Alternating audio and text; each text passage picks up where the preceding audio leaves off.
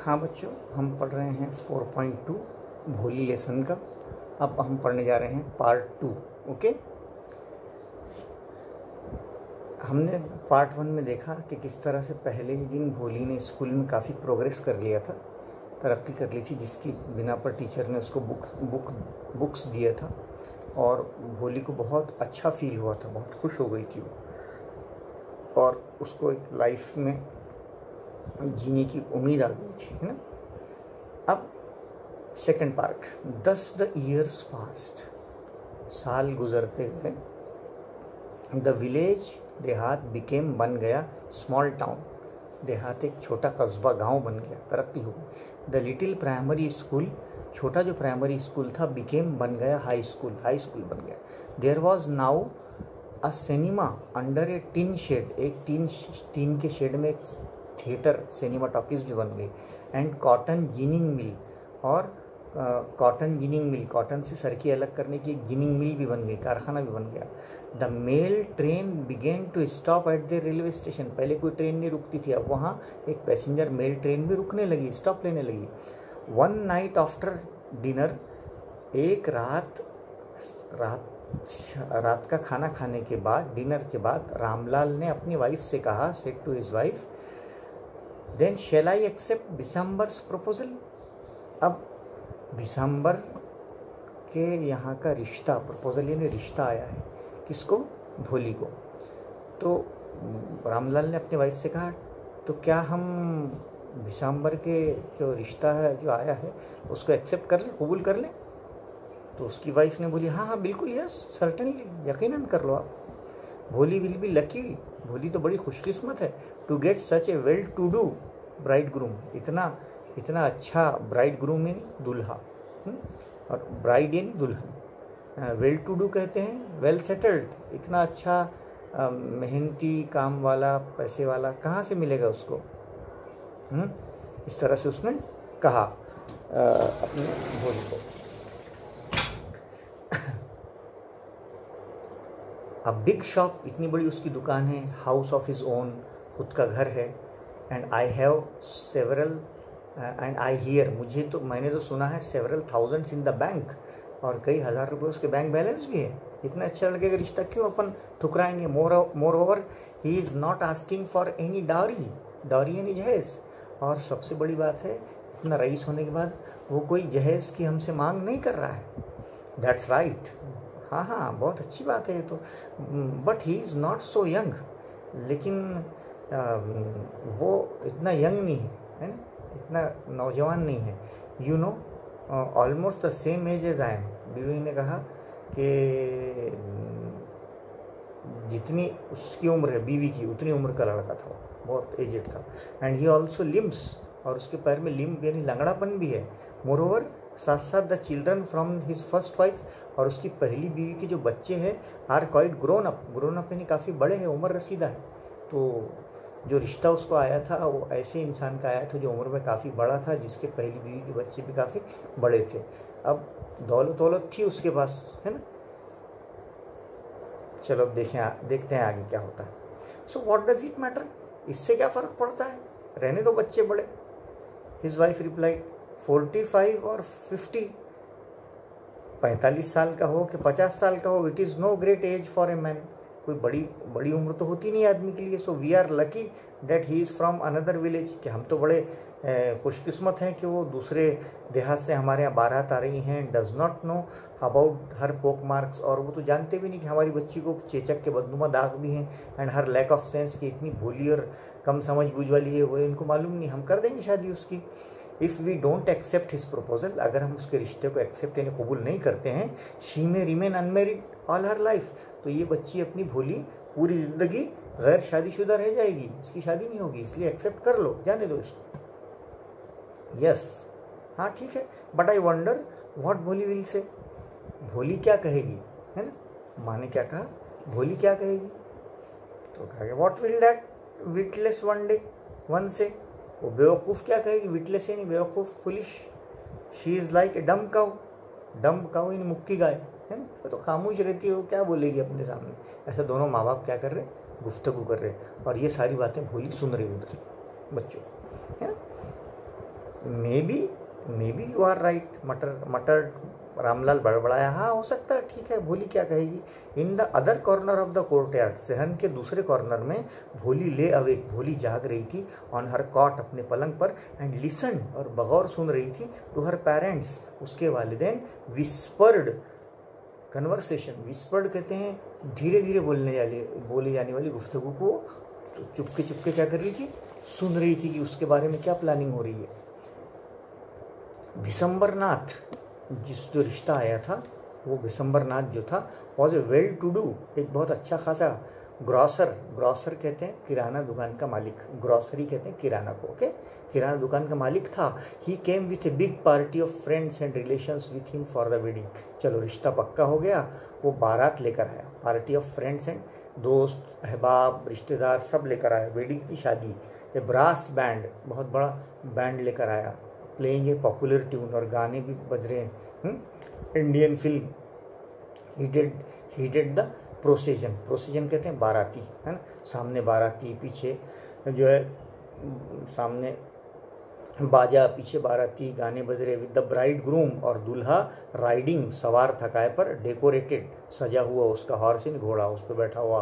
Ramlal was overjoyed, Ramlal ये देखकर बहुत खुश हुआ, टू सी सच, इतना पॉम्प एंड स्प्लेंडर फ्रेज है, शान शौकत, शान शौकत देख के रामलाल तो बहुत खुश हो गया। ही हैड नेवर ड्रीम्ड, उसने ख्वाब में नहीं सोचा था, डेट इज़ फोर्थ डॉटर, कि उसकी चौथी बेटी would have such A grand wedding, कि उसकी शादी वेडिंग इतनी ग्रैंड, इतनी धूमधाम से होगी, उसने ख्वाब में भी नहीं सोचा था।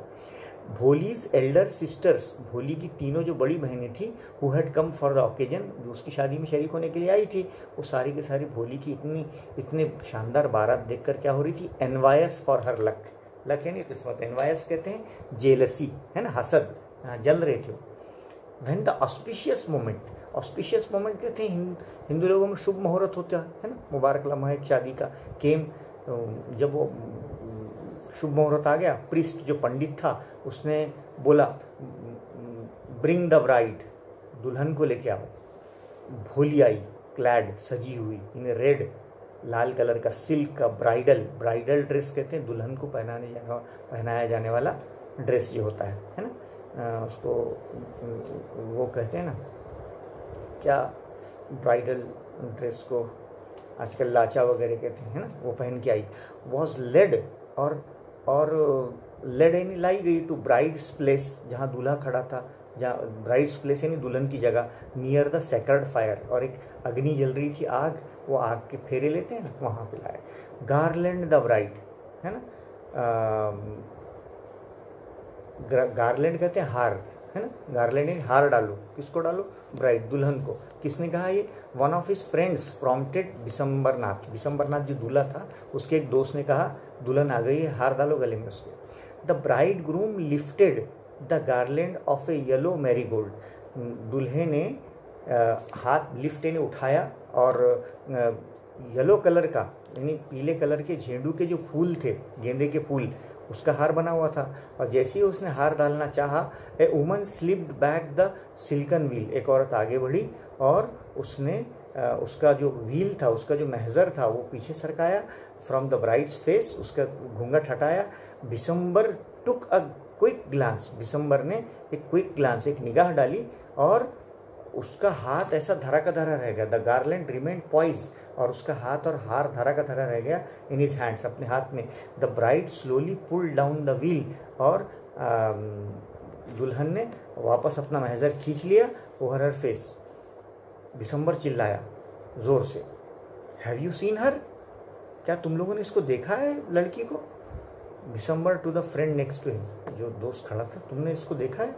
She has pock marks on her face, इसके चेहरे पर तो बदनुमा चेचक के दाग हैं, कैसी लड़की से शादी करवा रहे हो मेरी। So what, you are not young either, तो उसके दोस्त ने उसको सबक पढ़ाया, तो तुम कौन से जवान हो अभी, हाँ कर लो शादी। मे बी, ठीक है, but if I am to be marry her, ठीक है मैं इससे शादी अगर करूँगा, एक शर्त है, her father must give me 5000 rupees, इसके वालिद ने मुझे कितने पैसे देना चाहिए, 5000 रुपये देना चाहिए। यानी ये जो शादी करने आया था, ये क्या निकला, लालची निकला, ग्रीडी निकला, है ना। हाँ, जहेज मांग रहा है, 5000 रुपये मांग रहा है, यानी शादी नहीं कर रहा है, बल्कि सौदा कर रहा है ना, ब्लैकमेलिंग कर रहा है। देखिए आगे क्या होता है।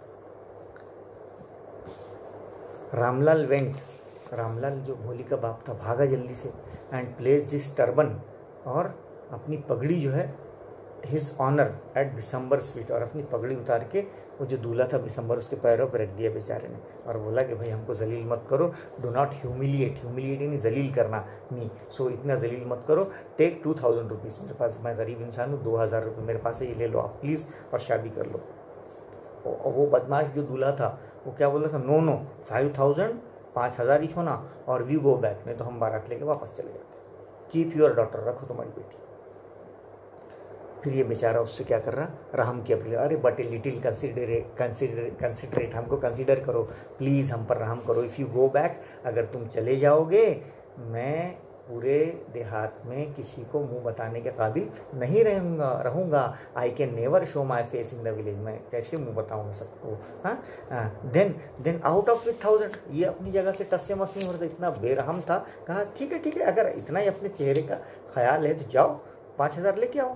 Tears streaming down his face, Ram उसके आंसू बह रहे हैं। रामलाल वेंट इन, अंदर गया, ओपन द सेफ, तिजोरी खोला, काउंटेड आउट द नोट्स, नोटें गिना, he place the bundle of at the bridegroom's feet, और लाकर दूल्हे के पैरों में पैसे डाल दिया। इतनी परेशानी होती है जब लालची लोग होते हैं। हाँ, जब लालची लोग, इसलिए लालची लोगों से बहुत दूर हमने रहना चाहिए। ऑन बिशंबर्स ग्रीडी फेस, ग्रीडी यानी लालची, बिशंबर के लालची चेहरे पर अपीयर द ट्रायम्फेंट स्माइल, हाँ बड़ी ट्रायम्फेंट यानी बड़ी, कोई चीज़ जीतने के बाद कोई स्माइल आ जाती है ना, मुस्कुराहट जैसा, ऐसा लग रहा था कोई बहुत बड़ा मुकाबला जीत लिया हो, है ना, तो ऐसे कमीने लोग होते हैं। ही हैड गैम्बल्ड, ऐसा लग रहा था जैसे उसने कोई गैम्बल, कोई जुआ खेला हो, एंड वन, और जीत गया हो। गिव मी द गार्लैंड, अब उसने ज़ोर से क्या बोला, अच्छा अब लाओ हार, अब पहनाता हूँ इसको, है ना। भोली भी कुछ कम नहीं थी, भोली ने भी जवाब दिया होगा, है ना। हाँ, वो भी पढ़ी लिखी लड़की थी ना, वो काय को कंप्रोमाइज़ करेगी। Once again the veil was slip back from the bride, दोबारा उसका घूंघट हटाया गया फेस उसके चेहरे से, बट दिस टाइम, लेकिन इस वक्त हर आइज, भोली की आंखें, वेयर नॉट डाउनकास्ट, डाउनकास्ट यानी झुकी हुई नहीं थी, पहले झुकी हुई थी, अब वो उसकी आंखें टाइट थी। शी वॉज लुकिंग अप, वो ऊपर देख रही थी, लुकिंग स्ट्रेट, सीधा कहाँ देख रही थी, at her prospective husband, prospective कहते हैं होने वाले शौहर को देख रही थी। एंड हर आइज, और उसकी आंखों में देख रही थी गुस्से से। देयर वॉज नाइदर एंगर, ना तो उसकी आंखों में गुस्सा था, नॉर हेट, ना उसकी आंखों में नफरत थी, only cold contempt. Cold contempt कहते हैं थोड़ी सी धीमी नफरत थी उसकी आंखों में। हाँ, उसको आंखों से देखकर उस पर लानत भेज रही थी, कह तो कुछ सकती नहीं थी। Bishambar raise the garland to place it round the bride's neck, Bishambar ने जैसे ही हार उठाया और उसको प्लेस करने के लिए ब्राइड नेक यानी गर्दन में डालना चाहा दुल्हन के, but before he could do so, ऐसा करने से पहले ही Bholi's hand struck out like a streak of lightning, Bholi ने लाइटनिंग, बिजली की कड़क के जैसा हार को उठाया और फेंक दिया, फ्लंग यानी फेंक दिया, और हार कहाँ जाके गिरा, इनटू द फायर, वो अंगार में जाके गिरा और जल गया। शी गॉट अप, वो खड़ी हो गई गुस्से में, and through away the veil, और उसने अपना व्हील महजर फेंक दिया, और क्या कहा, पिताजी, साफ और बुलंद आवाज में कहा, सेट इन भोली, इन ए क्लियर लाउड वॉइस, क्या कहा, her father, mother, sister, brother, उसके भाई बहन, रिश्तेदार, नेहबर, सब स्टार्टल, सब एकदम शॉक्ड हो गए, सब उनको झटका लगा। हर टू स्पीक, क्या बोली उसने, without even the slightest stammer, और इस बार वो ज़रा भी नहीं हेकलाई। क्या बोली, पिताजी टेक बैक योर मनी, उठाओ अपने पैसे ले जाओ। I am not going to marry this man, मैं इस आदमी से शादी नहीं कर रही हूँ। रामलाल पर तो जैसे बिजली गिर पड़ी, थंडर स्ट्रक, वो तो परेशान हो गया। The guest began to whisper, सारे जितने गेस्ट आए तो सब कानाफूसी कर रहे, अरे कैसी लड़की है, सो शेमलेस, कितनी बेशर्म है, सो अगली, इतनी गंदी दिखती है, एंड सो शेमलेस, और इतनी बेशर्म भी है, बेगैरत भी है, अरे ये तो बड़ी बदसूरत भी है और बेगैरत भी है। सारे लोग, भोली सब शाउटेड। रामलाल चिल्लाया, भोली क्या कर रही हो तुम? Are you crazy? क्या तुम पागल हो? ऐसा काम क्यों कर रही हो? You want to disgrace your family? तुम अपनी फैमिली को डिसग्रेस, बेइज्जत करना चाहती हो? Have some regard for our इज्जत। अरे हमारी कुछ तो इज्जत रखो, ऐसा मत करो please. For the sake of your इज्जत सेठ भोली। अरे सब साफ, फॉर द आपकी इज्जत की खातिर तो कर रही हूँ मैं। I was willing to marry this lame old man. मैं इस बूढ़े लंगड़े से शादी आप ही की मर्जी की वजह से कर रही थी। But I will not have such A mean. मुझे थोड़ी पता है कि आदमी इतना मीन, इतना कमीना है ना, ग्रीडी, इतना लालची है, एंड कंटेम्प्टिएबल, और इतना नफरत ज़्यादा हेटफुल है, कॉवर्ड, और इतना बुज़दिल है एज माई हस्बैंड, जो होने वाला मेरा शौहर था। आई वोंट, मुझे नहीं करना है, मुझे नहीं करना है। बस व्हाट अ शेमलेस गर्ल। सब बोल रहे, अरे कितनी बेशर्म लड़की है। We all thought she was a harmless dumb cow. हम तो ये सोच रहे थे कुछ बोलती नहीं है, मुक्की है ना, लेकिन तो बहुत बोलती है। भोली turn violently on the old woman.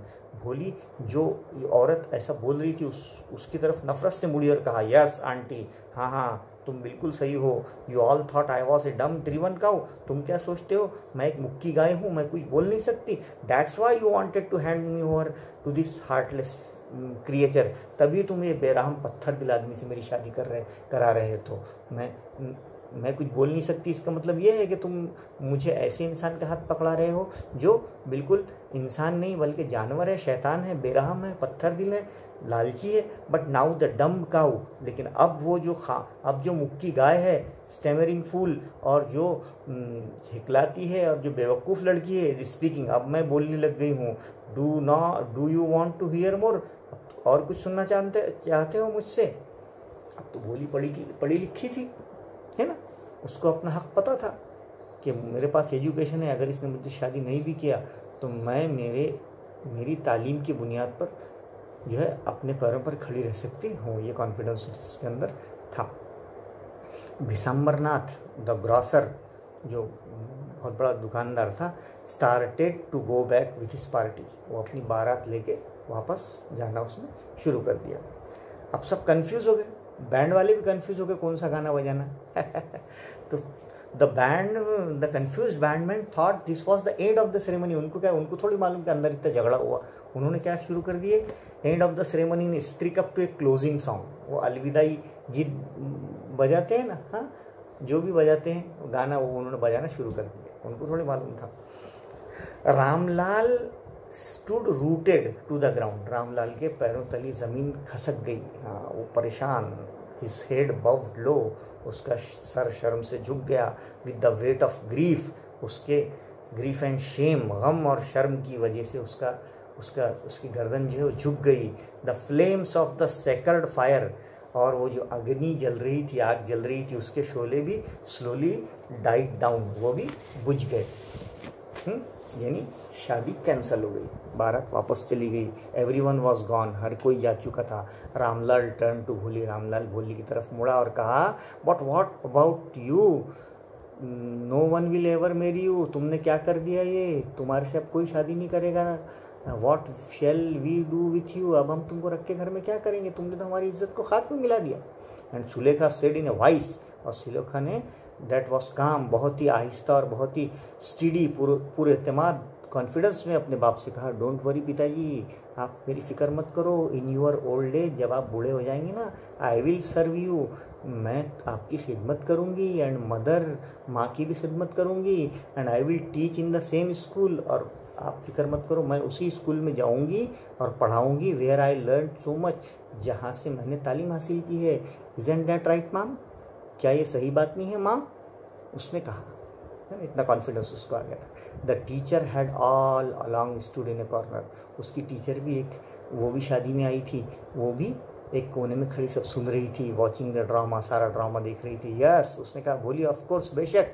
She replied, उसने कहा, बिल्कुल, तुम पढ़ाओ और तुम पढ़ा सकती हो और माँ बाप की खिदमत भी कर सकती हो। And in her smiling eyes was the light of a deep satisfaction, और उसकी मुस्कुराती आँखों में एक बहुत ही गहरा इत्मीनान था। डेट एंड ऐसा इत्मीनान था जैसे कोई फनकार, आर्टिस्ट फील कब महसूस करता है? कंटेम्पलेटिंग, गहराई से मुशाहिदा करने के बाद, the completion of her masterpiece, यानी मास्टरपीस यानी शाहकार। कोई आर्टिस्ट जब अपने लाइफ की बहुत अच्छी तस्वीर बनाता है तो उसको बनाने के बाद जितना गौर से उसको देखता है वही सारा सेटिस्फेक्शन आज भोली की आंखों में नज़र आ रहा था। सारी बारात वापस जा चुकी थी, सब लोग वापस जा चुके थे, लेकिन भोली को इत्मीनान था कि आज वो एक ऐसे इंसान के हत्थे चढ़ने से बच गई जिसके दिल में दिल नहीं बल्कि पत्थर था, जो बेरहम था और लालची था। ओके, आखिरकार उसकी तालीम उसके काम में आई। तो बच्चों, यही हमने आपको स्टार्ट में बताया था कि सही जो जेवर है वो तालीम का है। इंसान की ज़िंदगी में नशे व फराज आते रहते हैं। हम नहीं चाहते कि अल्लाह न करे, अल्लाह न करे, अल्लाह न करे किसी बच्ची के साथ ये मामला पेश आए जैसा भोली के साथ पेश आया है। लेकिन अगर हमारी खुशहाल ज़िंदगी भी है तब भी उसमें हमारा जो वज़न होता है वो दौलत की वजह से नहीं होता है, बल्कि बच्चों तालीम की वजह से होता है। इसलिए आप खूब तालीम हासिल कीजिए। इंग्लिश वर्कशॉप देख लीजिए यहाँ पे पेज नंबर 138 पे चंद अल्फाज दिए हैं आपको। इन अल्फाज को काय में डालना है, ब्रैकेट में डालना है। चलिए, कंटेम्पलेटिंग की मीनिंग है गहराई से सोचना, ह्यूमिलिएट जलील करना, स्करीड बेतरतीब भागना, डिसफिगर बदनुमा बदसूरत, इन्वायस जलन करना, हसद करना, कंटेम्पलेट बहुत गंदा लानत ज़दा, मैटेड कहते हैं एकदम उलझे हुए, है ना, उलझे हुए, और स्टार्टल्ड हैरस ज़दा। ओके, तो आपने ये जुमले पढ़ो और इसमें आप डालो। जैसा पहला जुमला हम आपको करके बता देते। आफ्टर द एक्सीडेंट, हादसे के बाद, जूहीज फेस, जूही का फेस कैसा हो गया? डिसफिगर्ड, बदनुमा, है ना। ऐसा आप सब डालो और बताओ हमको। नेक्स्ट है the story focuses on some social problems. हमने आपको पहले बताया कि स्टोरी में कुछ समाजी मसाइल बयान किए गए हैं, इविल प्रैक्टिसेस हैं सोसाइटी में, है ना। अब यहाँ पे 2 कॉलम दिए गए हैं, है ना।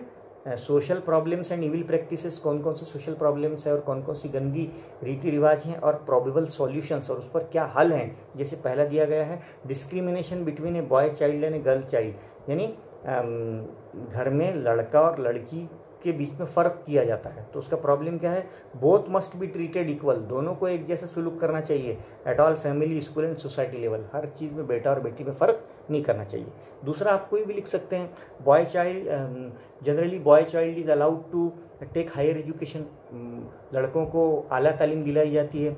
तो इसका सॉल्यूशन ये है कि girl child should also have the equal opportunity to get education as like boys, है ना। लड़कों की तरह उसको भी चांस मिलना चाहिए। जैसे boy child is allowed to do a job, है ना, उसको नौकरी की वो संधि दी जाती है, तो इसको भी देना चाहिए, है ना। सारे आप लिखिए उसके प्रोबेबल सॉल्यूशंस। ओके, उसके बाद fill in the boxes with proper letters as to find out various characters in the story by their specialities. बहुत कई सारे कैरेक्टर्स इसमें हैं, है ना। जैसे पहला क्या है? नंबरदार, है ना, तो टी से कौन सा कैरेक्टर है, हाँ, और उसके बाद एच और डी से कौन सा कैरेक्टर है वो लिखिए। उसके बाद ए डी और आखिरी में एस कौन से कैरेक्टर में आता है ना, किरदार, है ना, यानी जानदार। उसके बाद ए एच काय में आता है और ई जी एच काय में आता है, ये सब आप लिखिए, है ना, ठीक है। उसके बाद बिफोर और आफ्टर, भोली पहले कैसी थी, बिफोर, और आफ्टर यानी बाद में कैसी बन गई। जैसे भोली शी वॉज कॉल्ड सिंपलेटन थी पहली, हाँ, सब लोग उसका फन मजाक उड़ाते थे, मिमिक उसकी नकल करते थे। बाद में क्या बन गई वो? कॉन्फिडेंट, है ना, और अटर हर नेम, और नाम भी बोलने लग गए, है कि नहीं। पहले शी वॉज कॉल्ड ए डम काउ, पहले वो मुक्की गाय उसको बोलते थे। नाउ शी बिकम एग्रेसिव, अब वो बहुत खुद की बात रख सकती है। और पहले she was called a coward girl, वो उसको डरपोक बच्ची कहते थे। अब now she is a brave and bold girl, है ना। पहले she was hesitating to speak, stammer, वो पहले हिकलाती थी, तुतलाती थी। Now she is a great speaker, अब वो बहुत अच्छी बोलने वाली बन गई। ओके, उसके बाद सिनोनिम्स लिखिए। सिनोनिम यानी हम मानी अल्फाज, आपको एग्जाम में आ सकते हैं। जैसे ह्यूमिलिएट कहते हैं जलील करना, ह्यूमिलिएट के लिए क्या लफ्ज़ है? डिसग्रेस, बेइज्जती करना। रिपेयर के लिए सिनोनिम है रिकंस्ट्रक्ट, है ना, दोबारा तामीर। अट्रैक्टेड, मुतवज्जे, फैसिनेटेड। उसके बाद फॉर्चुनेट, लकी, है ना, सॉरी, श्योरली के लिए सर्टेनली, फॉर्चुनेट के लिए सिनोनिम है लकी, और कंटेंटमेंट, ग्रेटिफिकेशन। ओके, नेक्स्ट है expand the proverb in about 15 से 12 से 15 लाइन में प्रोवर्ब का एक्सपांशन आपको एग्जाम में आता है। जैसे यहाँ पे where there is a will there is a way, है ना, जहाँ चाहत हो वहाँ रास्ता ज़रूर निकल आता है। इसको एक्सपांड करिए आप, है ना, 2-4 जुमले बोलिए ना इस पर। This proverb is very important in our life because we see that if we have certain will and aim, then if we proceed positively, then if you have a will, the next step will become easier for us, okay, है ना। जितना हम ख्वाहिश होती है तो रास्ता हमको ज़रूर निकल आता है। एक्सपांशन आप सिंपल वर्ड्स में कीजिए, सिंपल वर्ड्स में एक्सपांशन करके देखिए। उसके बाद आपको रीड द एक्सट्रैक्ट यहाँ पे शॉर्ट करना है, इन शॉर्ट समरी सीखना है। उसके बाद इंटरव्यू में 10 से 12 क्वेश्चन आपको करना है जिसमें इनजस्टिस हो रहा है, success in spite of long struggle to be odds in her life, write them down. किसी के लाइफ में जो है प्रॉब्लम आ रहा है, उसको सक्सेस होने के बाद भी उसको स्ट्रगल करना पड़ रहा है, ऐसे आप 5-10 क्वेश्चन बनाइए। तो इंटरव्यू क्वेश्चन जो है हमारे पार्ट है एक इसका क्वेश्चन फॉर्मेशन का, तो ज़रूर आप लिखिए। उसके बाद लैंग्वेज स्टडी में इनडायरेक्ट स्पीच क्लास में सीखेंगे, डिग्री ऑफ कंपैरिजन क्लास में सीखेंगे, और correct the errors in the following, इसमें जुमलों से एरर ये आउट ऑफ कोर्स हो गया क्वेश्चन। तो बच्चों भोली चैप्टर आपको अच्छा लगा होगा और आपके ज़रूर समझ में आया होगा। एक एक वर्ड, एक एक चैप्टर हम आपको समझाते हैं। ये हमारी स्कूल जो है शमीम आज़ाद गर्ल्स हाई स्कूल दरियापुर की ख़ास बात है कि हमारे सब टीचर्स जो हैं वो मिलकर, है ना, एक साथ कोशिश करते हैं और एक एक लफ्ज़ की मीनिंग हम आपको समझाते हैं ताकि आप खूब आगे बढ़ें। ताकि ये महाराष्ट्र के सारे बच्चे जो देख रहे हैं, हम ये चाहते हैं वो सब हमारे बच्चे हैं, सब तरक्की करें, सब आगे बढ़ें। आप हमसे जब चाहे जब हम हमारे पास पढ़ सकते हैं, हमसे आप पर्सनल कांटेक्ट करके जो है अपनी प्रॉब्लम्स को आप कभी भी एनी टाइम आप सॉल्व करवा सकते हैं। हमारा नंबर भी वेबसाइट पर दिया गया है। आप हमारे चैनल को सब्सक्राइब कीजिए और बेल आइकन का बटन दबाइए, सारे बच्चों को हमारी वीडियोस जाना चाहिए। आप अपने फ्रेंड्स को, फैमिलीज़ को सेंड कीजिए ताकि उनको भी एक्सेलेंट एजुकेशन क्या होता है, अच्छी तालीम और अच्छे टीचर क्या होते हैं, है ना, और वो उनके समझ में आए। ओके, तो आपको, आपके लिए बहुत सारी दुआएं, और आप ज़िंदगी में खूब तरक्की करिए और इस चैप्टर को पूरा सॉल्व करिए और हल करके अपने टीचर को बताइए, हमको बताइए। ओके, अल्लाह हाफिज़ बच्चों।